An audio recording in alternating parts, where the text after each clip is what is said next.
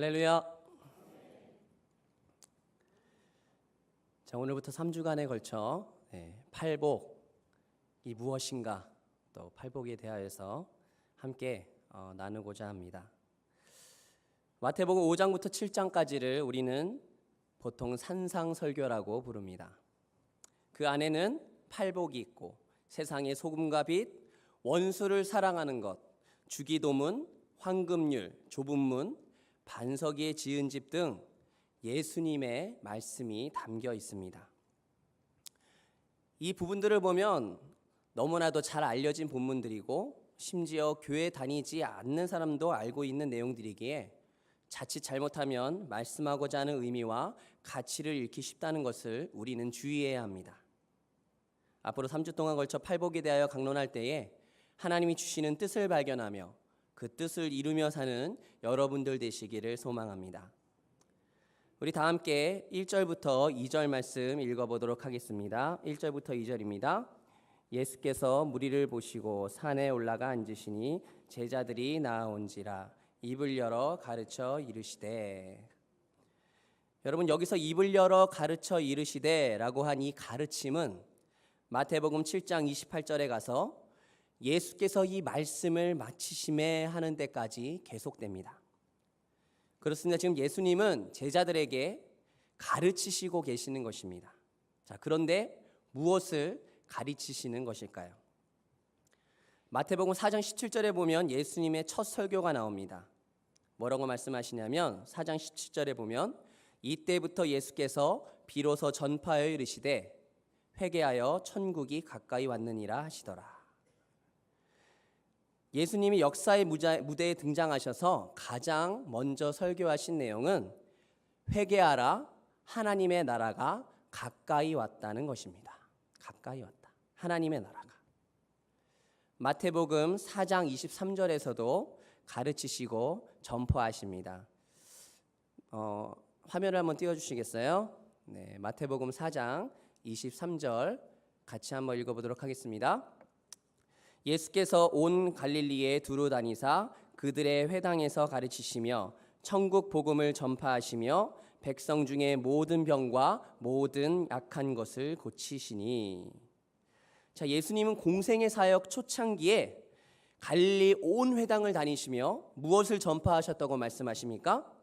천국 복음, 천국 복음, 즉 하나님 나라의 복음을 선포하셨다고 말씀하고 있습니다. 자, 그렇다면 주님이 가르치시는 사역에서 가장 중요한 핵심은 바로 하나님의 나라인 것입니다. 자, 따라해 봅시다. 하나님의 나라. 하나님 나라. 그렇습니다. 여러분, 하나님 나라. 하나님 나라 하면 어떻습니까? 마음에 너무나 설레고 감격적이고 기쁘지 않습니까? 혹시 하나님 나라는 나중에 가는 나라라고 여기고 이 땅의 나라에 집중하여 살고 있지는 않는지 우리는 돌아봐야 하는 것입니다. 이처럼 예수님이 가장 먼저 가르치시고 선포하시고 전하신 하나님 나라, 팔복의 첫 번째 복은 무엇이라 말씀할까요? 다 함께 3절 말씀 읽어보도록 하겠습니다. 3절 말씀입니다. 심령이 가난한 자는 복이 있나니 천국이 그들의 것이며. 여러분, 심령이 가난한 자는 뭐가 그들의 것이라고 말씀하고 있습니까? 천국, 즉 하나님 나라가 그들의 것이라 말씀하고 있습니다. 자, 그렇다면 팔복의 마지막인 8번째 복은 무엇일까요? 다 함께 10절 말씀 같이 한번 읽어보도록 하겠습니다. 10절입니다. 의를 위하여 박해를 받은 자는 복이 있나니 천국이 그들의 것임이라. 자, 의를 위하여 박해를 받은 자는 무엇이 그들의 것임이라고요? 그렇습니다. 천국이 그들의 것임이라. 주님은 팔복의 시작을 천국으로 시작하여 천국으로 마치고 있는 것입니다. 이처럼 하나님의 나라는 산상설교의 주제이자 핵심입니다. 그래서 오늘 본문인 팔복은 하나님 나라에 속한 그분의 백성이 어떠한 속성과 그 본질을 가지고 있는지를 보여주고, 팔복 다음으로 이어지는 말씀들은 그 성도들이 구체적으로 어떤 삶의 자리에서 어떻게 살아야 하는지를 보여주는 것이죠. 즉 하나님 나라의 백성이 이 땅에서 어떤 형태의 삶을 살아야 하는지를 구체적으로 소상하게 보여주는 것이 바로 산상설교입니다. 그 중에 오늘 첫 번째 팔복에 대해서 보도록 하겠습니다.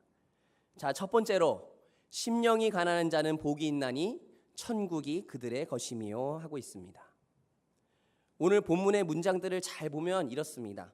이러이러한 사람은 복이 있다. 그 이유는 이러한 복이 있기 때문이다 라는 구조로 이루어져 있습니다. 그래서 우리가 본문을 읽을 때는 이렇게 살면 복을 받는다라는 의미로 해석하기 쉽습니다. 그래서 심령이 가난한 자는 복이 있나니 천국이 그들의 것이미요 라는 문장을 심령이 가난해지면 복을 받는다라고 생각하게 되는 것이죠. 우리가 이런 오류를 범하지 않으려면 심령이 가난한 자에 초점을 맞추어야 합니다. 오늘 예수님이 말씀하실 때에 심령이 가난한 자는, 그리고 또 애통하는 자는, 온유한 자는 하고 사람 자체에 지금 관심을 두고 계십니다. 사람 자체에. 그런데 주님의 사람에 대한 관심은 사람의 외모가 아니라 바로 심령, 즉 사람의 마음과 영에 있음을 나타내시고 있는 것이죠. 왜 그렇습니까, 여러분? 하나님의 형상대로 지음을 받았다는 것은 외모가 아니라 심령이요, 인류의 시조가 죄를 범함으로 어디가 타락하였습니까? 이 심령이 타락하였기 때문입니다. 그렇다면 여러분, 심령이 가난해지는 조건, 심령이 가난해지는 것은 어떻게 가능한 일일까요?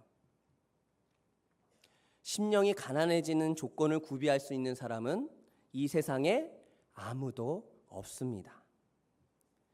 심령이 가난한 자라고 말하는 것은 사람 앞에서가 아니라 하나님 앞에서 심령의 가난함을 깨닫는 자라는 뜻인 것입니다. 좀 더 쉽게 접근하기 위해 주님의 비유를 들어보겠습니다. 두 사람이 기도하러 성전에 올라갔습니다. 한 사람은 바리새인이요, 한 사람은 세리였습니다.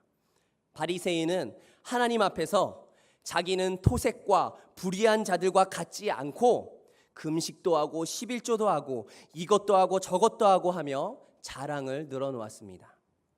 그러나 세리는 멀리 서서 감히 눈을 들어 하늘을 우러러 보지도 못하고 다만 가슴을 치며 하나님이여 불쌍히 여기소서 나는 죄인이로소이다 라는 한마디 뿐이었습니다. 그때 주님은 말씀하십니다. 저 바리새인이 아니고 이 사람이 의롭다 하심을 받고 그의 집으로 내려갔느니라. 주님은 응답을 받고 돌아갔다라고 말씀하고 있지 않습니다. 무엇을 받았다고 말씀하고 있습니까? 의롭다 하심을 받았다라는 놀라운 말씀을 하십니다. 의롭다 하심을 받았다. 여러분, 의롭다함이 무엇을 의미하는 것입니까? 의롭다함이란 하나님과의 관계가 정상화되었음을 가리키는 표현입니다. 하나님과의 관계. 여러분, 사람들의 윤리 기준으로 본다면 바리새인과 세리 중 누가 더 의로운 사람이라 여김을 받았겠습니까?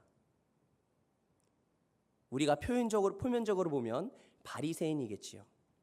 그러나 하나님 앞에서 세리는 심령이 가난했고 바리새인은 부했기 때문에 세리가 의로운 사람으로 여김을 받은 것입니다.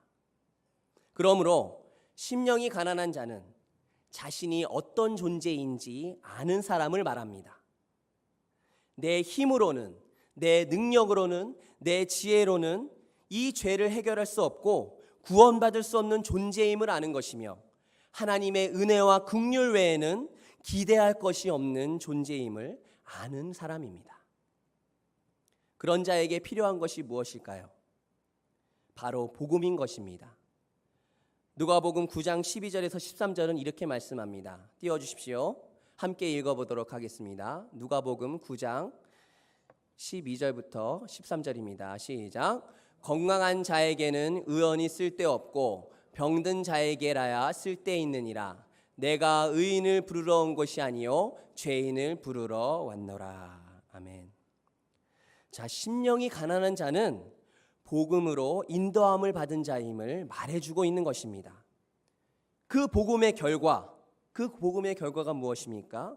바로 천국이 그들의 것임이요 라는 것이죠. 화평의 성도 여러분, 팔복은 하나님의 백성인 성도가 어떤 특성을 가지고 세상을 사는지를 보여줍니다. 이러이러하게 살면 복을 받는다라는 말이 아니라 복을 받아 하나님의 백성이 된 성도는 이런 사람이다라는 것을 나타내는 것을 말해주는 것입니다. 그러므로 여러분, 예수를 전혀 알지 못했는데 자기 스스로 심령이 가난해져서 복을 받아 천국 백성이 되는 것이 아니고, 성도는 복이 있는 사람인데 성도라는 사람은 심령이 가난한 자들이며 그들에게 하나님의 나라가 임한다는 것입니다. 그렇습니다. 심령이 가난한 자로 시작하는 팔복은 하나님의 백성인 성도가 가져야 할 특성을 이야기하는 것이며 어떤 존재가 되어야 하는지를 가르쳐주고 있는 것입니다. 여러분, 한 가지 짚고 넘어야 할 점은 팔복은 모든 성도 안에 나타나야 하는 특질이지 어떤 특정한 성도에게만 임하는 특별한 자질이 아니라는 것입니다. 그렇습니다. 팔복은 모든 진실한 성도를 위한 것입니다. 진실한 성도는 8가지로 구분된 자질과 속성을 드러내며 살아가는 존재입니다. 그런데 어떤 성도는 이거, 어떤 성도는 저거 이렇게 따로따로 나타나는 것은 아닙니다. 팔복에서 나타나는 속성은 전체가 하나인 것입니다. 즉, 유기적으로 연결되어 있다는 것이죠. 왜 그럴까요? 여러분, 심령이 가난한 자의 복을 거치면 그 심령이 가난한 상태에 머물지 않고 죄로 인하여 애통해하고 가슴을 찢으며 탄식합니다. 무슨 말입니까? 바로 애통하는 자로 가게 되는 것입니다. 애통하는 자로. 심령이 가난한 자는 자신을 보고 애통하게 되는 것이죠. 그리고 그 애통의 마음을 경험하고 애통하는 자의 복을 거치면 어떤 자가 되는 것입니까? 온유한 자가 되는 것입니다. 이렇게 단계적으로 그 속성을 드러내며 나아가는 것입니다. 그렇기 때문에 내가 갖고 싶은 팔복 중에 갖고 싶은 것만 골라서 원하는 대로 복을 얻고 싶다는 생각은 잘못된 것이요, 말씀의 의미를 제대로 깨닫지 못한 것입니다. 우리 다 함께 4절 말씀 같이 한번 읽어보도록 하겠습니다. 4절 말씀입니다. 애통하는 자는 복이 있나니 그들이 위로를 받을 것이며. 아멘. 여러분, 사람들은 고통과 눈물과 슬픔을 피하고 싶어 합니다. 보통 사람들의 생각이 행복한 사람, 여러분 행복한 사람 생각해 보시면 어떻습니까? 보통 사람들은 행복한 사람 하면 돈이 많고 명랑하고 기쁨이 있다라고 생각합니다. 그런데 성경은 우는 자가 복이 있다라고 말하고 있습니다. 여러분, 사람들이 주로 언제 애통해야 합니까? 언제 애통해야 할까요? 사랑하는 사람을 잃거나 예기치 못한 재난이나 시련을 당했을 때 사람들은 애통해야 합니다. 그런데 여러분, 본문이 우리에게 말하는 애통, 이 애통하는 자의 이 애통은 그런 것이 아닙니다. 첫 번째 복인 심령의 가난함이 영적인 자질을 의미하듯 애통도 영적인 자질에 해당되는 것입니다. 여러분, 심령이 가난한 자는 하나님 앞에 서서 자신의 무능과 영적 타락을 보게 됩니다. 그렇게 되도록 만든 그 죄, 그리고 부패, 악과 끝없는 영적 공경과 비참이 내 자신에게 있음을 보게 될 때에 애통하며 울게 되는 것이죠.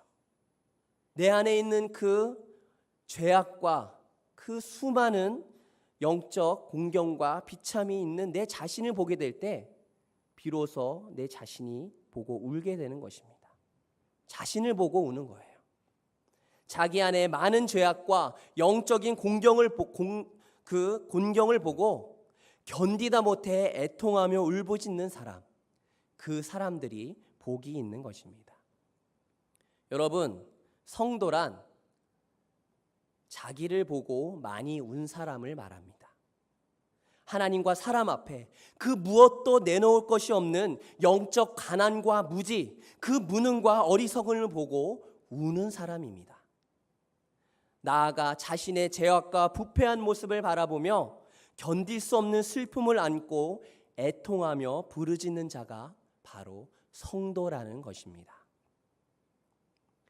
로마서 7장 24절에 바울도 이렇게 탄식하며 부르짖습니다. 함께 읽어보도록 하겠습니다. 오호라, 나는 곤고한 사람이로다. 이 사망의 몸에서 누가 나를 건져내랴. 여러분, 이 고백은 이 몸뚱아리, 몸을 가지고 이 땅을 살아가는 사람이 탄식하는 외침입니다. 이 몸으로는 아무도 사망을 이길 수 없는데 이 사망의 몸에서 누가 나를 건져낼 수 있겠는가 하며 탄식하고 부르짖는 것이죠. 우리는 이 탄식이 어떤 것인지를 잘 알고 있습니다.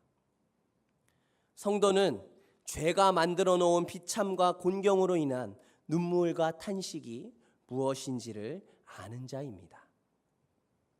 여러분, 여기서 애통하다, 이 애통이라는 단어는 현재형 시제로 쓰입니다.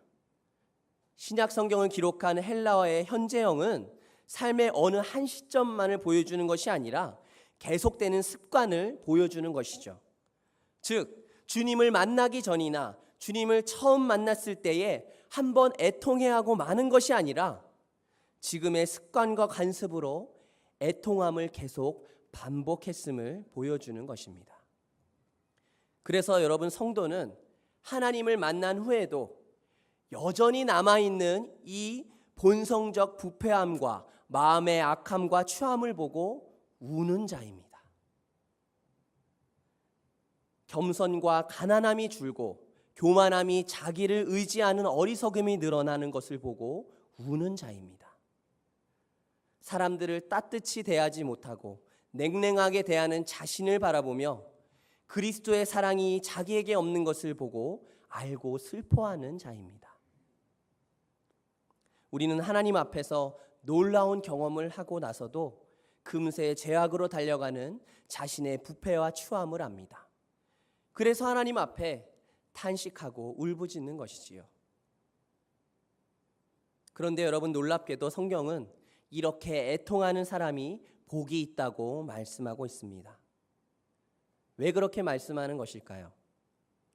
그가 하늘의 위로를 받을 것이기 때문입니다. 이 땅에 살고 있는 우리에게 하늘문이 열리면서 부어지는 진짜 위로가 애통하는 심령 위에 임할 것이기 때문입니다. 요한계시록 21장 4절에서 이렇게 말씀합니다. 함께 읽어보도록 하겠습니다.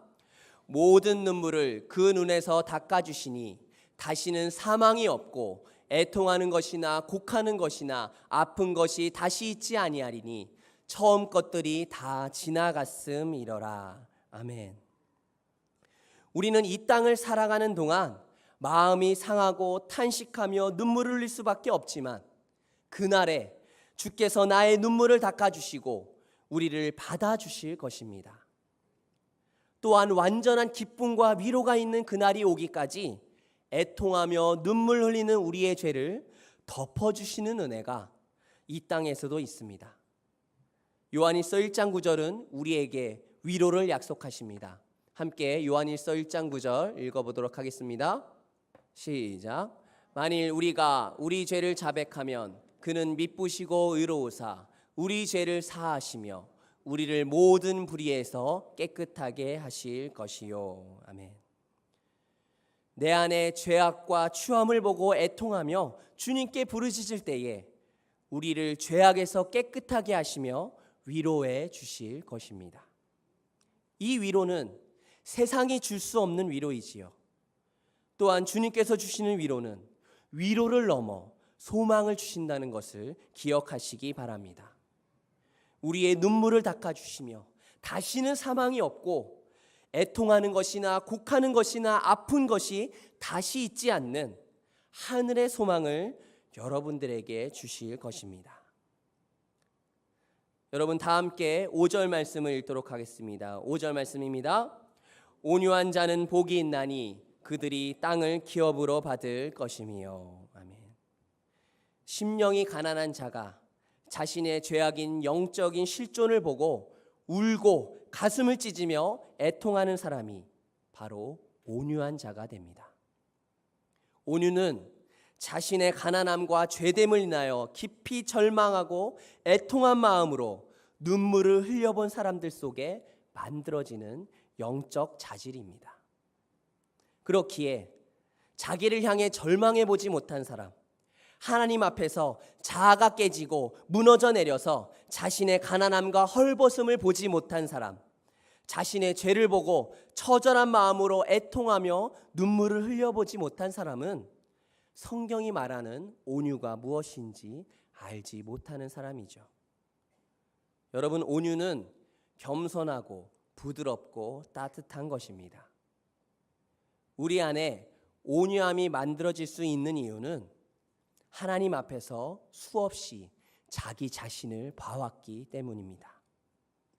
죄되고 악하고 무능한 자기의 영적 실존에도 영원한 사랑으로 나를 덮으시고 아끼시고 위로하시는 분이 하나님이심을 아는 사람에게 겸손한 부드러움이 만들어지는 것입니다. 그래서 여러분, 온유한 자는 남들이 자기에게 대하는 태도 때문에 상처받지 않습니다. 왜요? 자신의 악함과 영적 헐벗음으로 인해 많이 울어봤기 때문입니다. 온유는 남들이 나에게 하는 평가와 행실과 반응을 마음에 받아들이고 수용하는 능력입니다. 자아가 죽었기 때문에 귀가 열려 다른 사람의 말을 수용할 수 있는 것입니다. 악한 의도를 가지고 그 마음을 헤집어 놓는 말일지라도 겸손하고 부드러운 태도로 잘 받아내고 이겨내는 것입니다. 그래서 여러분, 온유는 겸손하고 부드러울 뿐 아니라 아주 강인한 것입니다. 강한 것이죠. 마음의 상처와 흔적을 남기지 않고 귀를 열어 다른 사람의 말을 듣고 수용하는 성경적인 이 강인함, 이것이 바로 온유한 자인 것입니다. 그런 온유한 자에게 임하는 복이 있습니다. 무엇입니까? 그들이 땅을 기업으로 받을 것이며.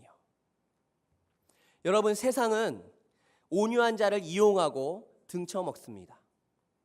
조롱하고 무시하고 아무렇게나 대합니다. 그래서 손에 남은 것이 없게 만들지요. 하지만 성경은 그러한 자가 땅을 기업으로 받을 것이라고 말씀하고 있습니다. 시편 37편을 지은 시인은 악과 불의를 행하는 자가 땅에서 잘되고 죽을 때까지 잘 사는 것을 보면서 어찌하여 악인이 형통합니까? 하마터면 제가 실족하여 넘어질 뻔했습니다 라고 주님 앞에서 탄식합니다. 그러나 하나님께서 그의 눈을 열어주시며 다음과 같이 말씀합니다.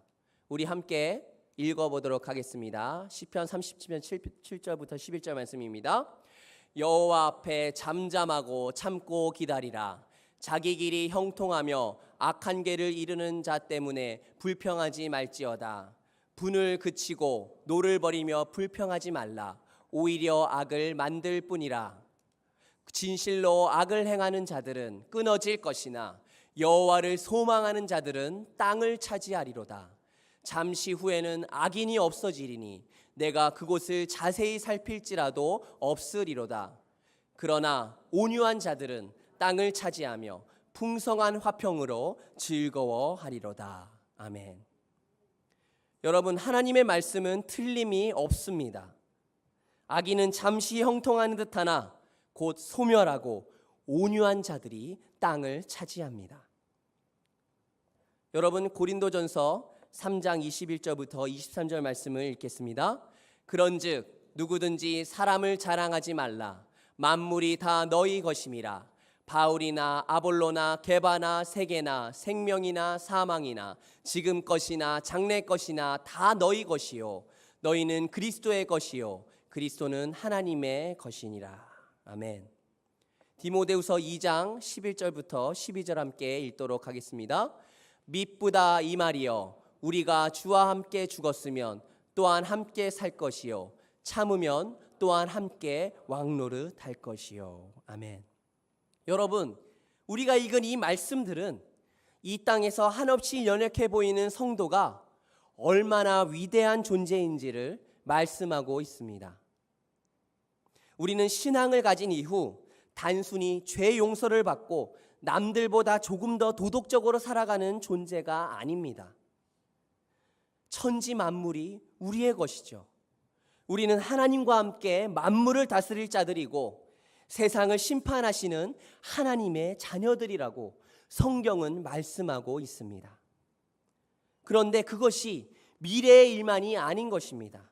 이 땅에서도 마찬가지입니다. 여러분, 손에 쥔 것이 없고 내 몸 하나 쥘 전셋집 하나 없고 사글세도 못 구해 어려움을 겪을지라도 그것이 나의 전부가 아닌 것입니다. 여러분, 성경을 말씀합니다. 고린도후서 6장 10절은 이렇게 우리에게 말씀합니다. 함께 읽어보도록 하겠습니다. 시작. 가난한 자 같으나 많은 사람을 부요하게 하고 아무것도 없는 자 같으나 모든 것을 가진 자로다. 아멘. 여러분, 성도는 손에 뭔가를 쥐고 있지 않아도 많은 것을 소유한 어떤 사람보다도 다른 사람들을 부욕해 하고 복되게 하는 귀한 사람입니다. 이것이 여러분 얼마나 큰 능력이며 얼마나 큰 영향력입니까? 성도는 자기 소유와 상관없이 그러한 자긍심을 가지고 이 땅을 온유하게 살 필요가 있습니다. 하나님 앞에 서서 애통하며 눈물 흘리는 것이 무엇인지를 아는 사람들이 나와야 하는 것입니다. 그렇게 될 때 하늘이 열리고 온유한 성품을 가지게 되는 것입니다.